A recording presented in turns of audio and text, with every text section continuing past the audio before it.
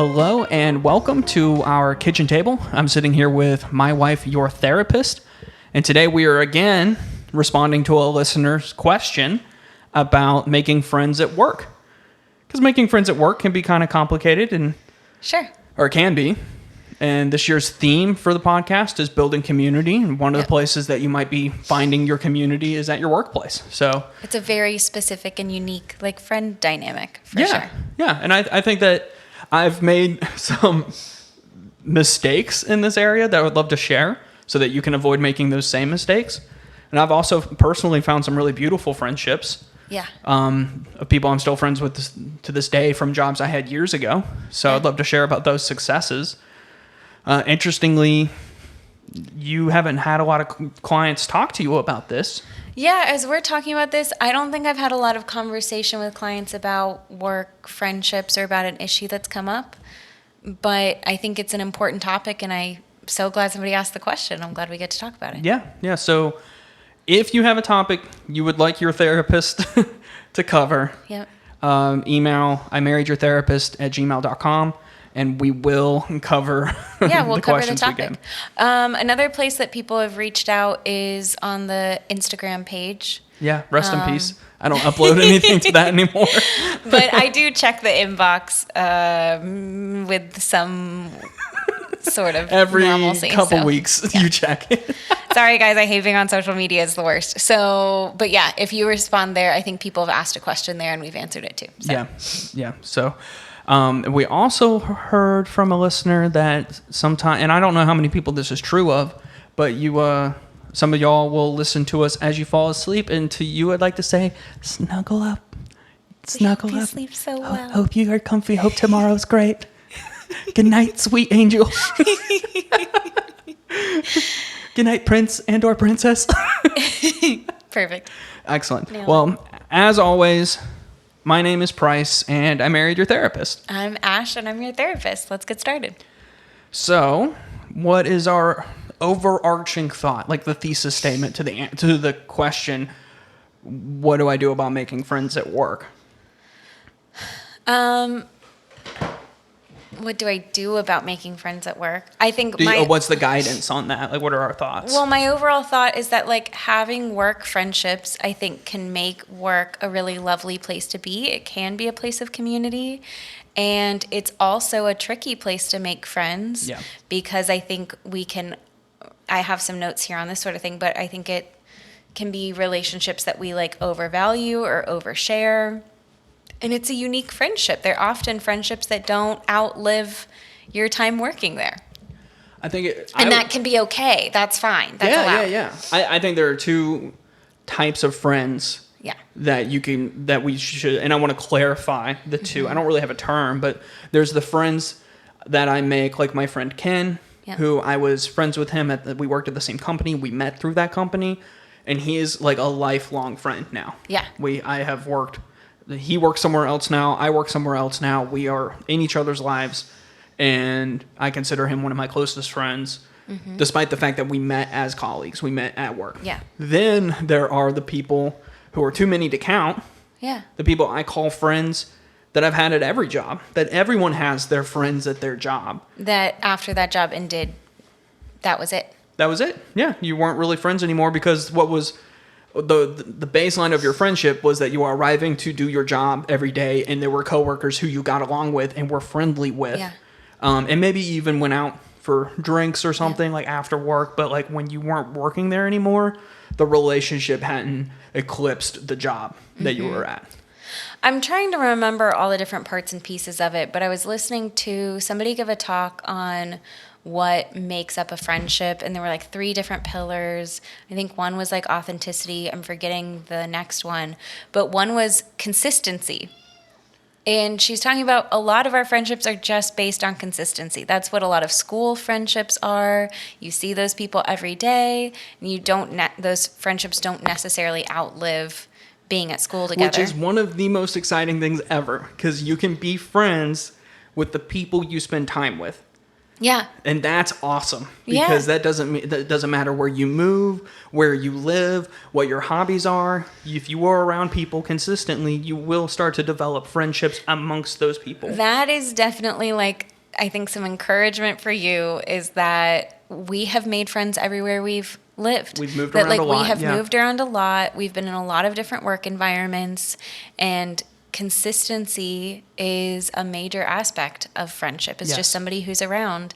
And so sometimes when that consistency is removed, or often when that consistency is removed, that friendship might go away. And I think there are, and I maybe have had this conversation in counseling, I think there are a lot of people who take that personally, who feel like it's something about them.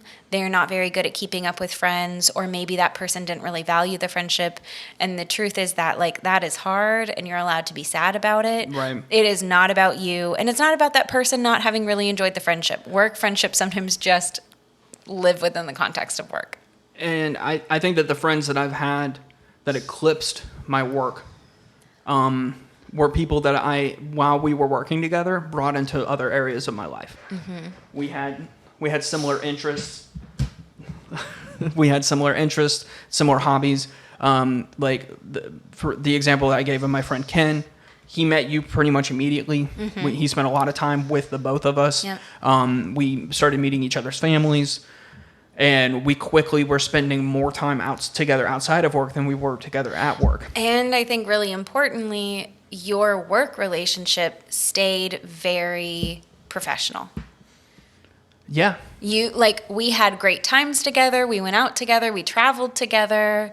Like, we did really fun things together. Like you said, met each other's families, spent holidays together, like really had a friendship. Right. And it was something that you like nourished outside of work, but it didn't mean that at work the two of you weren't able to like focus and do your thing. I married him and his wife. Yeah. Like, I performed the ceremony. Yeah. So what should we be cautioning folks against as they start embarking on like building community, and they're looking at the pool of people they work with? What are some things that we would caution against? I have heard a good number of clients talking about getting in troubling situations with like maybe their manager, their supervisor, because they're friends with somebody who they are supposed to be managing. Ooh, yeah. That's a tricky one. Like, the most important thing at work is that you're protecting the like professionalism of that environment, especially when there's a manager sort of role happening where you're in charge of somebody. That's a big deal and really should be taken seriously. Like, the two of you might get along great, and it's probably not going to be a friendship. You can have a good working relationship, but I think that's a tricky situation. Not only is it unfair, if you're managing multiple people, it is unfair to them. Yep. Like, actually, literally unfair to them for you to be friends. Even if you can put the friendship aside for work, it is unfair. And it is also unfair to every other person in your organization who has a manager. Yeah. It's unfair. Like, for instance, there was a situation at your work where you and Ken entered into a situation through a couple of different job changes where he had the opportunity to be your manager, and he very specifically made sure that somebody else was going to be your supervisor in that role because it wasn't appropriate. And I think that helped to protect your friendship, and it helped to maintain your jobs. It helped to keep you in that job. I interviewed with him, which was a little bit of a laugh because we were such good friends at this point. And then he told his boss, hey, I think this guy is good for it, but full disclosure, we're friends. So I'm recusing myself from that. And so I ended up accepting getting the job, and I reported to somebody else entirely. But I worked alongside Ken in that environment. But that was him being mature enough to not only open the door for me, but to step back as the leader or as the manager there, which was really cool. Like a big company with a huge organizational structure, and that thing was able to be done.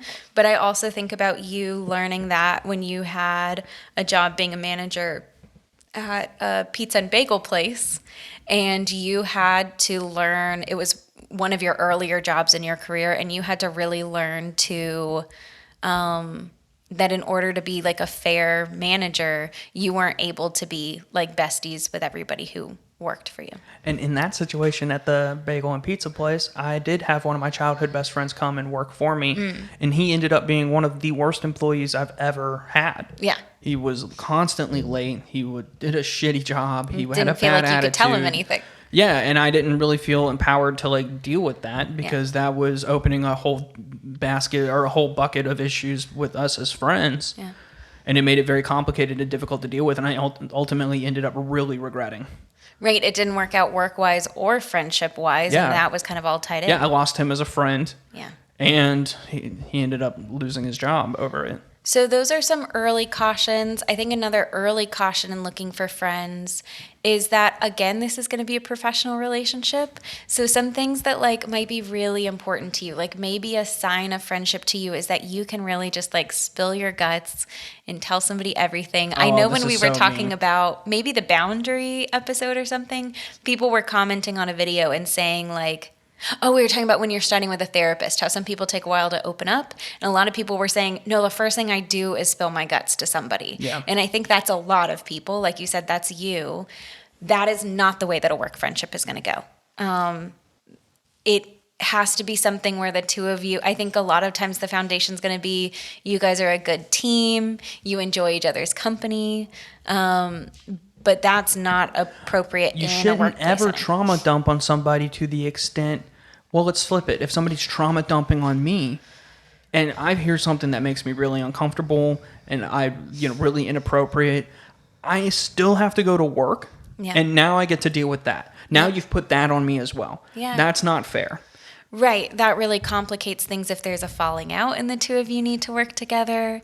It complicates things because people have the right to feel safe at work. Yeah. And like it's their and in the right context to go seek of a normal safety. Friendship, you get to you get to make mistakes and then people get to decide if they want to step back with you or not. You get to choose to continue spending time together. Both people get to continue saying yes. And in a workplace, that's gone. Yeah. You have to be there. And so it's really important, I think, that if a sharing does develop, that's something that develops down the road and outside of work. Yeah, because your priority, this is my advice, your priority should be to create a workspace that's comfortable for everybody, not making best friends. Now, if you're able to do both of those things, where you are prioritizing that workspace, that's fantastic. And then have the friendships that you want within that context. But your priority has to be for you and for everyone else, creating an equitable workspace. Yeah, I think a good signal that that's happening, a good signal that the two of you are on the same page is when there's reciprocity there.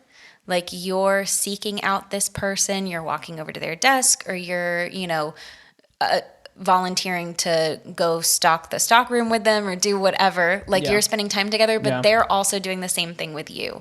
And I know that that's a struggle for some neurodivergent folks to notice when is this something that's one-sided? And we often get so far down the road in something far-sided and then we feel so hurt that the other person didn't feel that way. So be looking for signals, just like in outside relationships, that this person is also seeking you out as a work friend.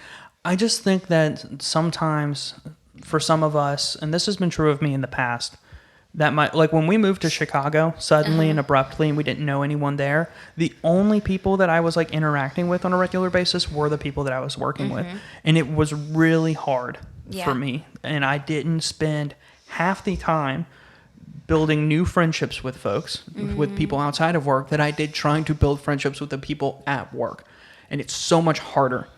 You are so much better off if you are I got zero people. I don't have any friends. I don't have any community. Work is not the place that you should prioritize for that. Right. If you have one spot that you're going to put your time and energy into making friends, put your time and energy into making outside of work friends. It's so much easier. Yeah. It's so much easier. There's none of these complexities that we're talking about. And then the work friends that you should have, those should progress naturally. You shouldn't be I need to be friends with this person. I need to build a really meaningful relationship with these people. Yeah. That should just happen more organically as time evolves. Yeah. Another thing, this is actually something that I've heard come up a good bit in sessions.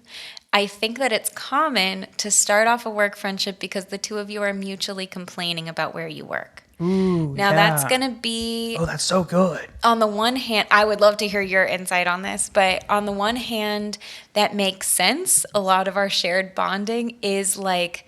I think it helps people get through. Right. But what I hear consistently in terms of like good friendships that pan out is that people grow really weary of somebody who's always complaining about the work environment, that it actually doesn't make it better, that maybe that's a job that if either of you have the opportunity, you should leave. Yeah.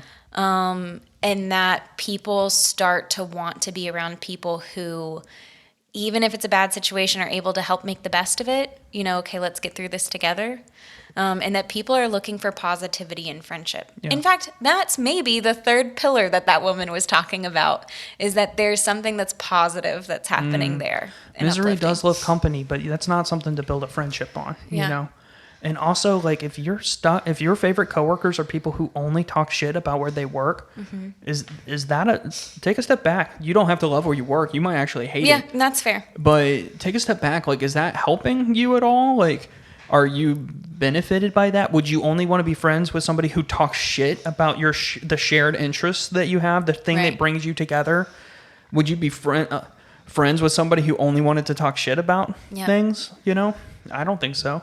I think I've had really good, meaningful conversations talking about what was hard in a workplace that fit into the context of the two of us building one another up and really trying to do our best at our jobs and making the most of that. And again, I think that's one of those kind of insidious things, because a lot of people really do initially connect with somebody because they're both talking shit about their jobs. I know that's an incredibly common, normal thing. Right. And I think that those relationships tend to be bound to go downhill because it's gonna be difficult. You're both gonna feel brought down. Or if somebody's like bringing you in because they're talking shit about somebody else at your work.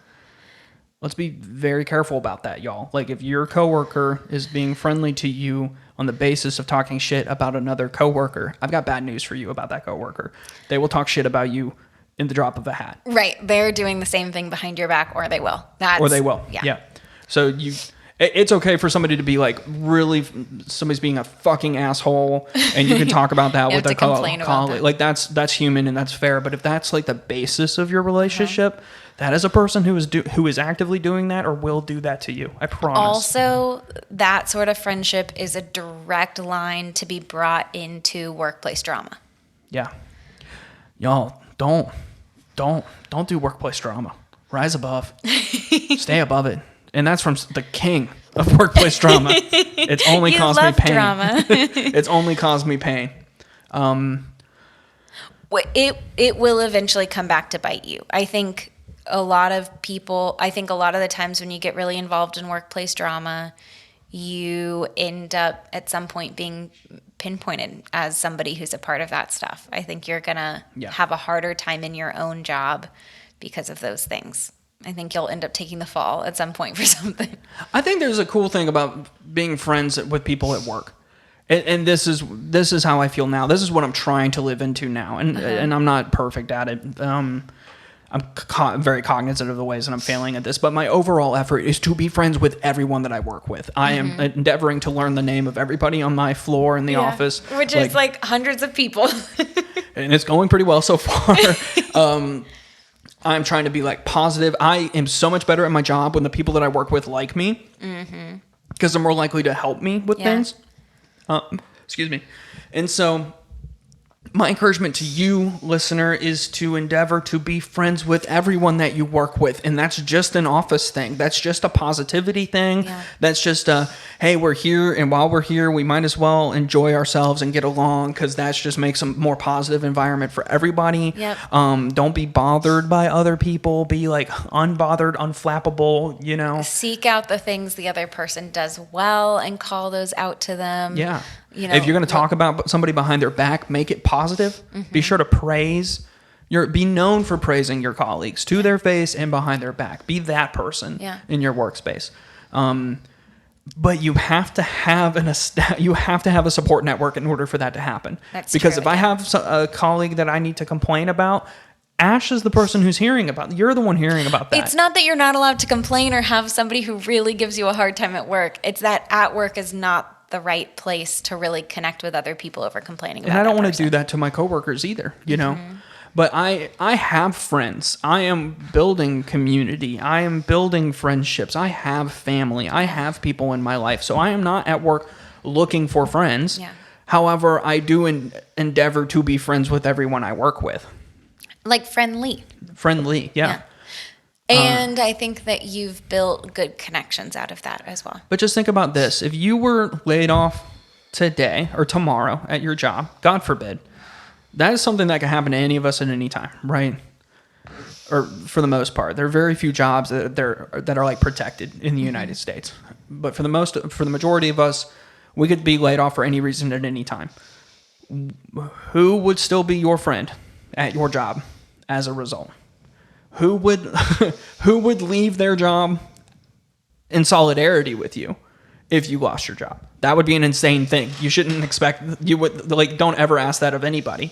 But, like, I guarantee you that no matter how much bitching somebody has done with you about how terrible it is, if you got laid off, they would show up for work the next day and find somebody else to bitch with because you were just a part of how they managed showing up to that job in the first place.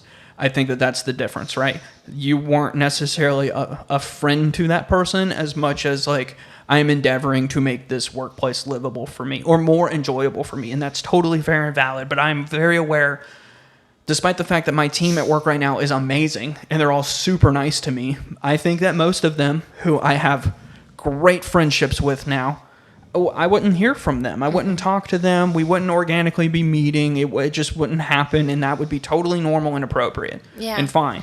And once again, it also doesn't mean that like it's not a real connection. It's not something that can be fulfilling and nice. Like your life, you have to spend so much time at work.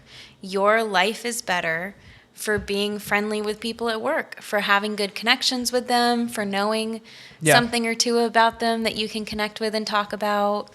And just because when you leave at some point, you're not going to be close with those people anymore doesn't mean that those things aren't real and valuable. So, Ash, what would you... Because I think... sorry. Oh, please go ahead. No, you go. I was going to pivot a little bit. Okay. So I think that if you are building a friendship that feels meaningful and real with someone you work with, that a conversation is warranted at some point to address that. Hey, this feels like you've been over to my place, I've been to your place, like we're hanging out a lot. Like, let's have not like a we're dating conversation, but let's just have like a quick come up for air for a second and talk about what this means, like how we're going to interact at work. I really like about you is that you're very intentional with your friendships. And I think that's something, we've talked about how like friendships tend to lack a script. Yeah. Like we have a script around dating, how to start dating somebody, what you say while you're dating somebody, what you say when you're breaking up from dating somebody. And we have less of that around friendships. And I think friendships do need defined like, hey, I'm really glad that we're spending this time together. Like I really enjoy our friendship. I had a friend text me the other night after him and I and a bunch of other people hung out. He texted me, he was like, I'm really happy with where our friendship is going. Yeah, that meant so much to you, too. That was such a cool text to get because it felt so purposeful, like a dating sort of text. Yep. But it was just talking about our friendship. Like, hey, I'm enjoying spending time with you and being friends. And that's sort of a reassurance is very helpful to me. And I think it's probably more applicable to neurodivergent people to like want that sort of feedback. Direct feedback. Yeah, direct, tell me clear exactly feedback. how things are going. Yeah. So yeah, my encouragement to folks is to like maybe have those conversations. How would you set that up, Ash? Like how would you encourage a client to navigate? Things are getting pretty serious with me and this coworker. I don't know that I have advice to add to that. I think it's exactly what you said. How would you broach that conversation? How would you start that conversation? Let's tell the people exactly how to do it. So you sit them down, you take their hands into yours, you look them deep in the face, stroke their cheek. This is maybe even a texting conversation or just a conversation outside of work where it's like, hey, I am so enjoying being friends with you. This is really cool. I want to be careful about how we reflect this in the workplace. And, you know, like, you can say some unhinged, wild, funny shit to me outside of the office, but, like, I want to be careful about how this... So, like, just feel it out. Like, how is your relationship, how is your friendship reflected in the office or at your coffee shop or wherever you're working? Like, how is that playing out? And be thinking about, like, how you can be purposeful in your friendships, even if they're in the workplace, you know? I would say even more applicable time to be purposeful with your friendship. So I see two important things about what you're saying there. One is being direct and communicating like we are friends and I enjoy, or I'm considering us like this is a growing friendship. I enjoy time with you. And setting clear boundaries around what your values are at work. And my hope, and I think in like the interest of you continuing at your job, your values are like that you've got to be professional at work. We can talk, I mean, we could have a whole episode about like the bullshit of professionalism in the office, but at the same time, like there's a reason for those things. And I think a lot of that is valuable. People do need to feel safe in the office or at, you know, at their place of employment. It doesn't have I to think be people deserve to feel equal at the office. Yep. And when you are the odd man out of the friend group in the workspace, that is an equal. Oh, nothing sucks more than like going to work and feeling on the outside of like the workplace clique. Yeah. So That's as you're building time. friends at work, do not do that to people. Keep your, like, it is totally, I think that a lot of us come from in power dynamics where the authority in our life can easily say, oh, Katie and Justin are just best friends. Mm-hmm. Because that was school, right? Right. But this ain't school anymore. And so if your boss can be like Katie and Justin are just best friends, I think you fucked up a little bit. I don't think it should be that obvious. I think that it's fine to have friends and for y'all to be known as friends. But if every time I look over and this person and that person once again are crowding her desk and whispering to each other, like that's fucking annoying and inappropriate, you know? Or if you're working at your coffee shop and you and this other friend are like, oh my God, we have all our shifts together. Like this is a job first. You're here to make money. It's a means to an end, you know, not the end itself. Yeah. So I have one more caution about work friendships, and then I'd love to hear if you have thoughts about like how to make a work friend. Like I think, well, I have a couple of ideas, but like, okay, so here there's a lot of stuff to be worried about or mindful about, or to just keep in mind.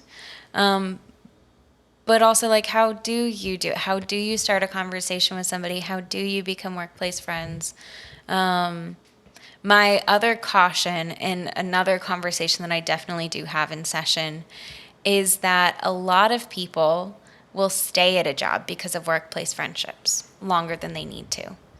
They'll, like, feel close to somebody, and they can kind of talk shit about the job together, and it helps to soothe the fact that maybe it's not a good place to work. That's such a good point. And you can tell that person that you'd like to remain friends outside of work. Like when you're leaving, you can establish a friendship. You can do those things.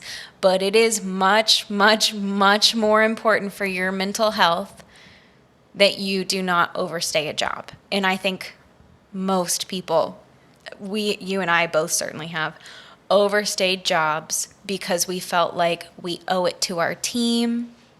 You know, they're going to struggle without me there. I owe it to my workplace friend. I don't want to leave them hanging. You know, that is not a good reason to not leave a job. And my encouragement to you is like, if you're starting to have those thoughts and your excuse to yourself is something like, you know, I don't want to leave my friend or the team would struggle without, get out. Oh man, I could rant for a long time about this. Okay, so the first one, like the answer is in the question, right? I don't want to leave my should I leave my job when I have such good friends at my job?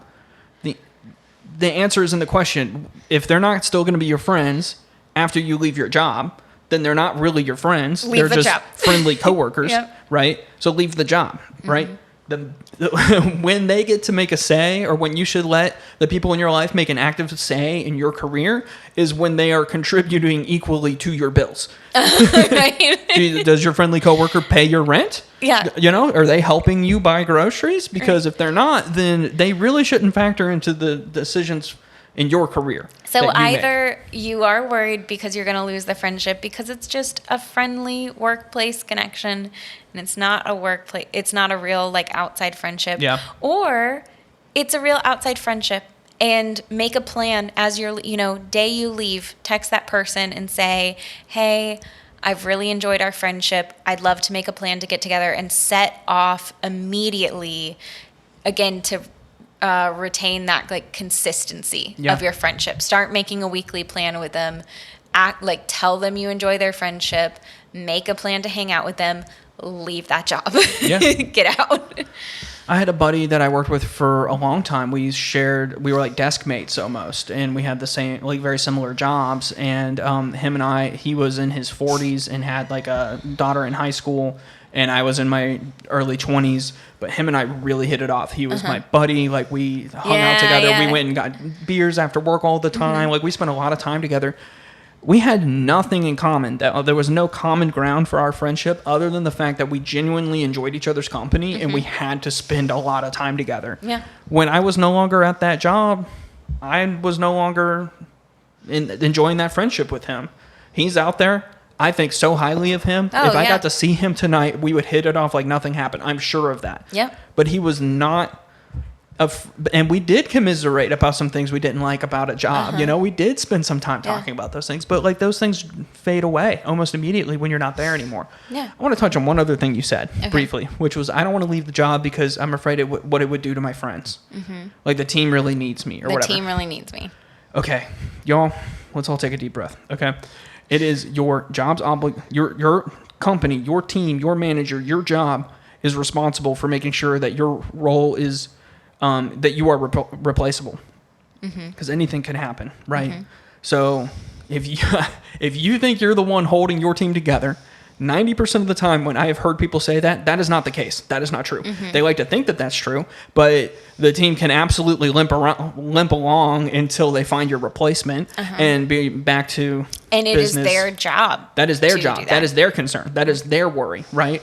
Your worry is to make sure that your bills are paid and that you're taking care of your mental health, right? That is your responsibility. It is your job's responsibility to make sure that the functions of your role are being accomplished, whether or not you're there. Yep. You are not the secret sauce. I have never met somebody who said that. I know that hypothetically there are people who without this person, this whole department would fall apart. But that is a very poorly run fucking situation. If everything's hinging on one person. Even that being true has nothing to do with you and your obligation to stay. Even if that company has not prepared well, it is that company's obligation to have done that. And if they haven't, it's not. Ask yourself this. If you think that your team would fall apart without you, why would you be looking for another job? Because you should be a very well-paid motherfucker if that were the case. So well-paid. Right? Right. If you really are irreplaceable, they'll make it worth your time. Yeah. They'll be irreplaceable. Right. If you're irreplaceable, your job will be irreplaceable. You wouldn't dream of finding work elsewhere because they have made themselves the best employer every time. Yep. But if they haven't done that, then you don't owe them anything, and you definitely don't owe your friends at work anything either, because you do not create the working situation. You do not create the culture. You don't set the hours. You don't set the pay. If you literally are not the owner of the business, those aren't things that are outside of your control. So don't act like they are and hold this guilt over your head. Right. It's not your responsibility to carry the team, to carry the company, to make sure no shift is ever dropped, whatever the thing is. Like you said, the things you're obligated to are earning the paycheck so that you can pay your bills and to your own mental health. And so if those things aren't happening, get out of there. Also, it's one of those things where we enable a situation, just keep it manageable enough. And that's also not your responsibility. If your friends won't be happy working there without you because it's a shitty situation, do them the favor of leaving so that they can make their own plans to leave. Allow them to get out of that situation, and then make intentional plans. Again, you leave, send a text. I have really enjoyed our friendship. I really don't want to lose you as a friend. Let's make a plan this weekend to hang out. Yeah. I think ultimately, though, my advice for friendships at work is that you should not go so far down the path of friendship with somebody that you work with, where if there was a falling out, it would be impossible to work with them.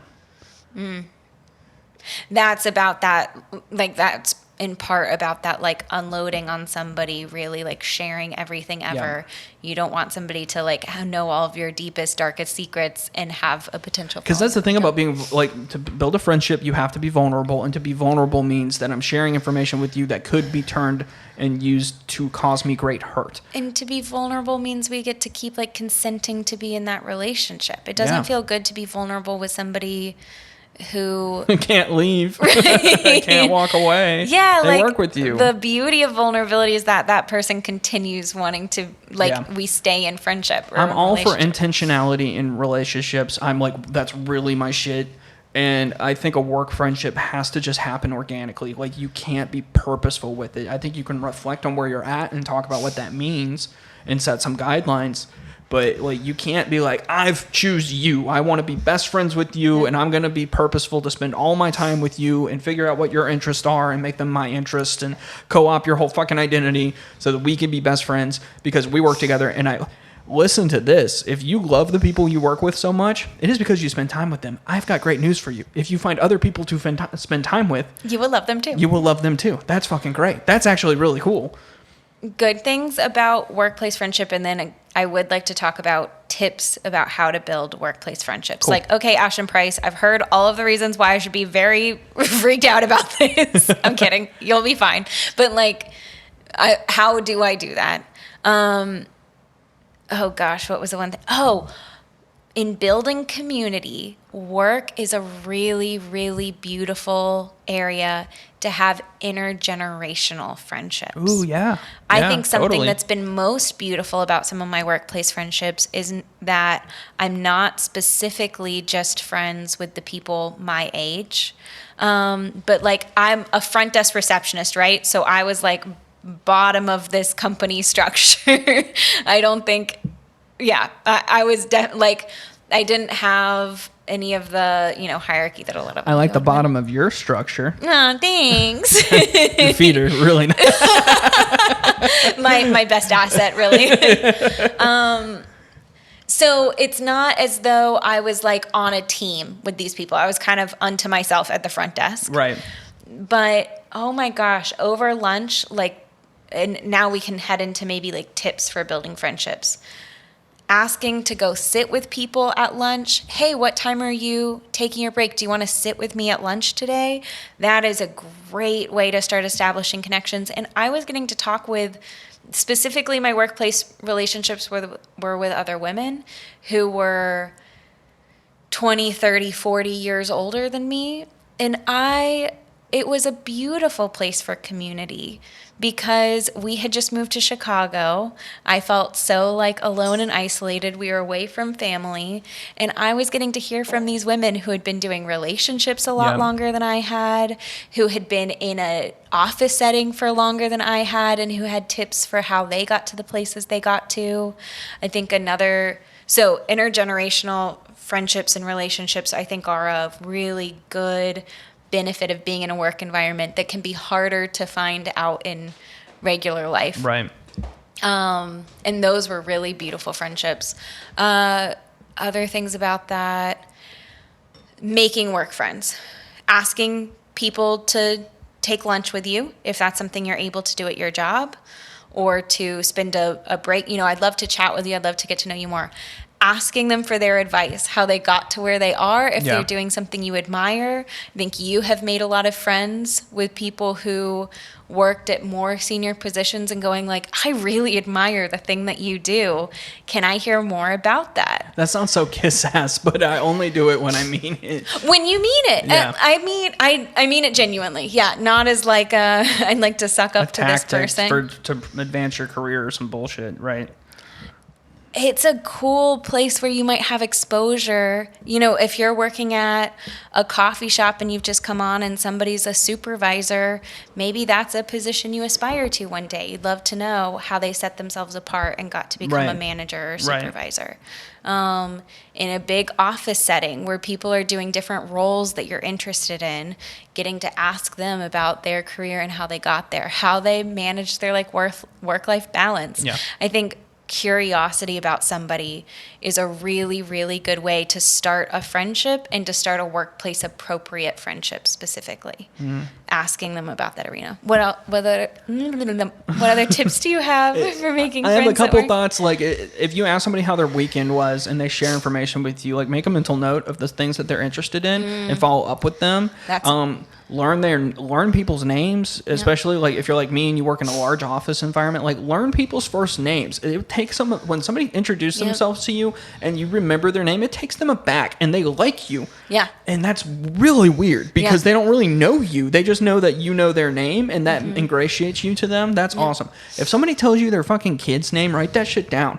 Oh, my son's 7th birthday is coming up, and like just make a note of I actually have a notebook where I write these things down, and that's how I'm remembering everybody's name, is I write all of this shit down. Right. It's not that you have to have this like miraculous memory. Yeah. You can make a literal physical note and keep up with people, and it has meant a lot to the people around you that you head into a meeting and you know to ask about, you know, how their kid's piano recital went or whatever. And don't be fake. Like, you don't have to drag all of your bullshit into the office to be real. You can separate things a little bit. You don't have to bring the fact that you're in the middle of a bad breakup with your boyfriend into the coffee shop, but you can be real. Like, I'm not doing great right now, and leave it at that, you know? That's really important too. And I think it's another thing that neurodivergent folks struggle with is that, like, if I'm not 100% of myself, I'm not being authentic. And the fact is, like, people are allowed to have different slices of you. The people that are a real, genuine slice of who you are, but the people at work are not owed your full story and everything about you.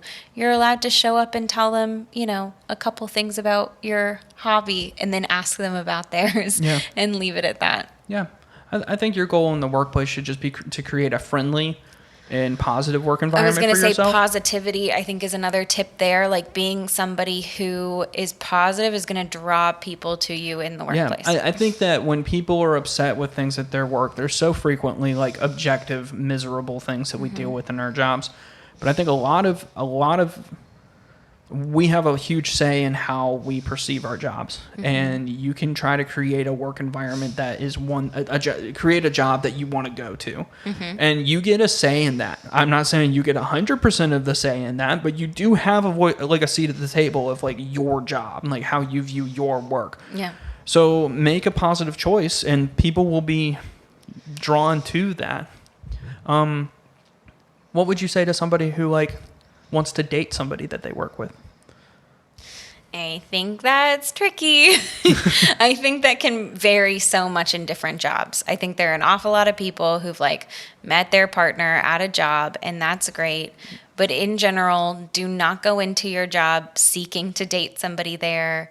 And at the very least, as you're getting started somewhere, I think you should set a long timeline where you would not date somebody there. You should figure out what the culture is, what's appropriate. At some jobs, it's literally not allowed. Like it's a fireable offense.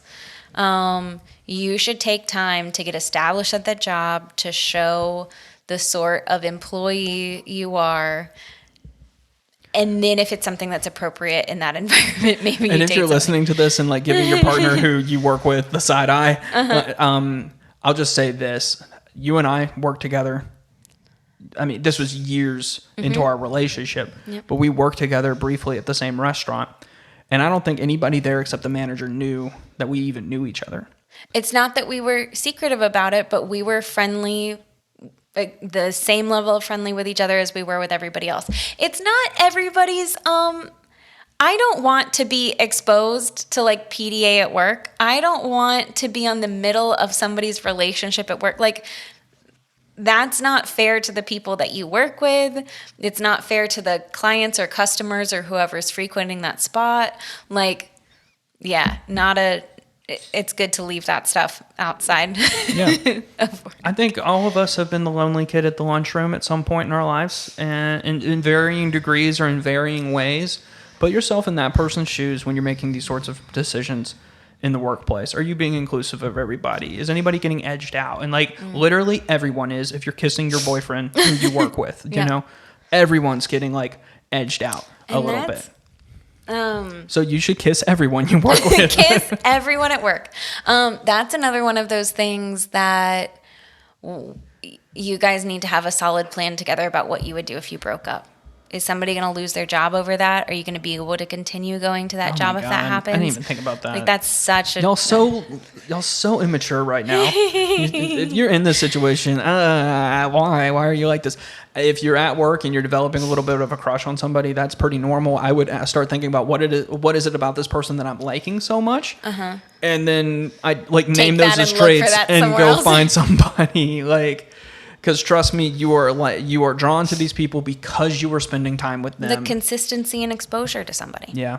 That's a really beautiful thing about our brains. Like, something about our brains is that we are biased to like the things that are in our immediate environment. You know, you're more likely to think that, like, the specific things around you are better than other things. So many people like the way their mama cooks. My mama cooks better. Like, and objectively, no.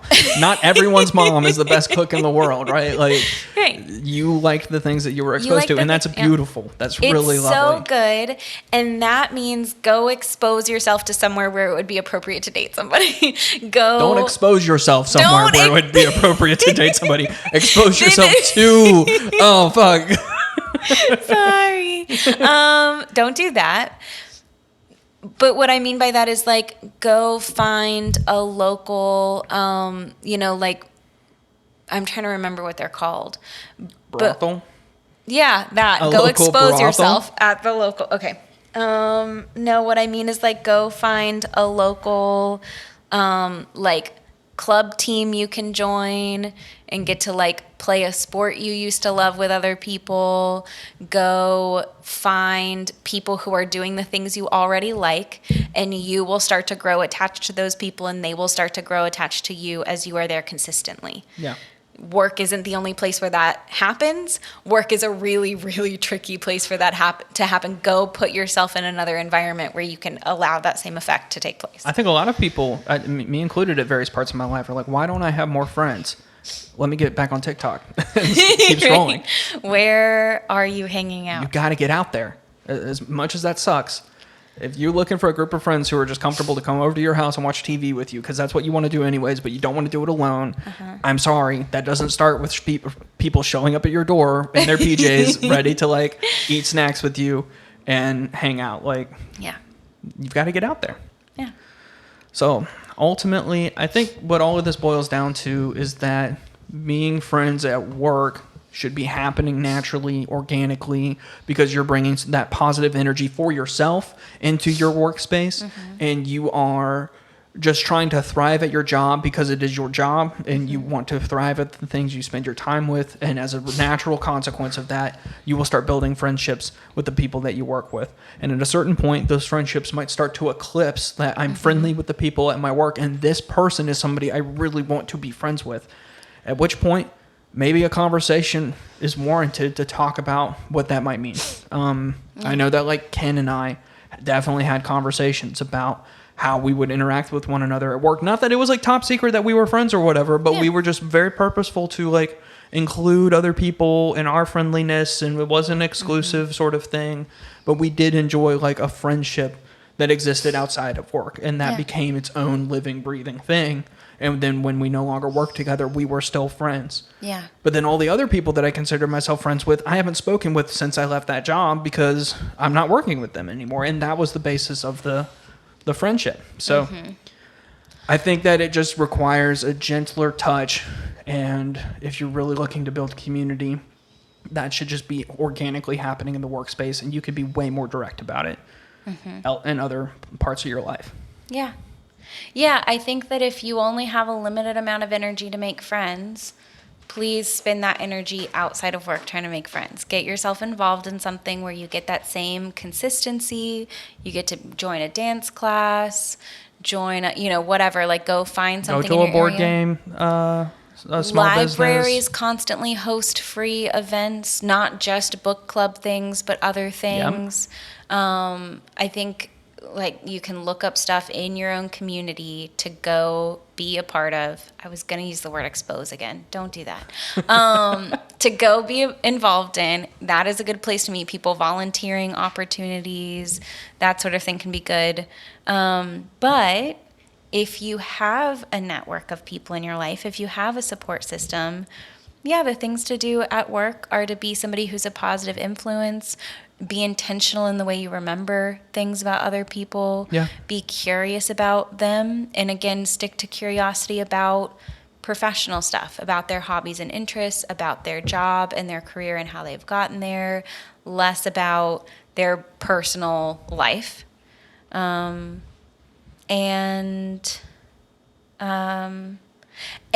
I think that you keep bringing up such an important point, which is like, work is a place where we should all feel comfortable and included. It happens all the time that people feel on the outside of that. Work is not a good place to have that happen. Everybody deserves a chance to earn a fucking paycheck, man. Like that. Right, to not like be back in their high school cafeteria lunchroom not having a seat at the table. Yeah. Like, be inclusive at work, invite other people to sit with you, invite other things to happen. You were not there to make friends, y'all. Like, that can happen, but you were there to earn a living. You were not there to make friends. And so I think all of this is going to help keep you out of drama and potentially make you a friend or two. Yeah.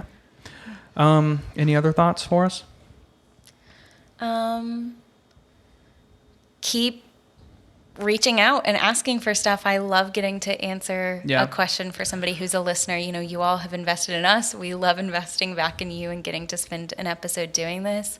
I think in terms of work stuff, it's really beautiful that people are wondering about how to build more community in their place of work. And I definitely think that that's possible. I hope that people don't hear this as just one giant caution against it, but like, do it in a way that's sustainable. Do it in a way that makes work a better, happier place to be. imarriedyourtherapist@gmail.com. Be sure to reach out. We had a listener, and I think we'll end on this note. We had a listener reach out in response to a couple weeks ago. We were talking about our themes for the year, kind of the New Year's resolution alternative.